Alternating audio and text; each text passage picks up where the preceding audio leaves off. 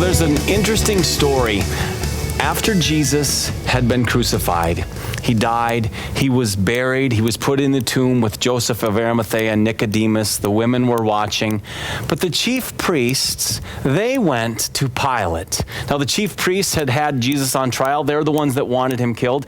Pilate is ultimately the one who authorized the crucifixion of Jesus. The chief priests go to Pilate and they say to him, "We remember that when this deceiver was alive, he said that after 3 days he would rise again."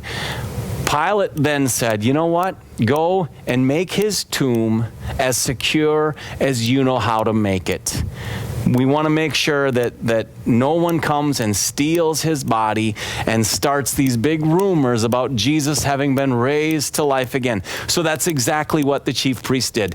They went and they hired guards and they made the tomb as secure as they could make it. And then on Easter morning, it says in Matthew chapter 28, there was a violent earthquake, for an angel of the Lord came down from heaven and going to the tomb, rolled back the stone and sat on it. His appearance was like lightning, and his clothes were white as snow. The guards were so afraid of him that they shook and became like dead men. Here are these poor guys that have been put in charge of making sure no one comes and steals Jesus' body. And the angel comes and there's an earthquake and they're terrified and they basically pass out from fear. Well, they go back and they tell the chief priests exactly what happened. And the chief priest, instead of saying, "Whoa, well, maybe we should believe in this Jesus," the chief priests are so filled with hate that they want to stomp out this truth about his having been raised to life. And this is what they do.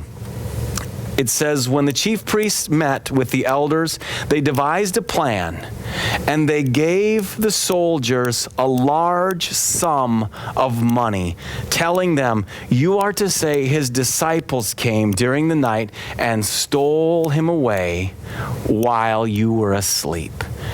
Here's their big plan. They pay these guards a large sum of money. And I don't know what that was, but it was a large sum of money to say they fell asleep and somebody stole his body. Now, there's all sorts of problems with that story. I mean, first of all, if you're asleep, how do you know what happens?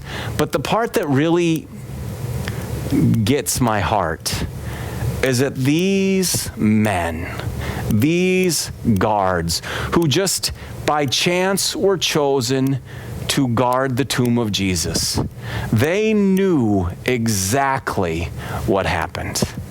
They saw the angel. They felt the earthquake. They knew the fear of what was going on, and they fainted. And yet somehow, for some money, they were convinced to say it never happened. Somehow they gave what could have been this chance for eternal life.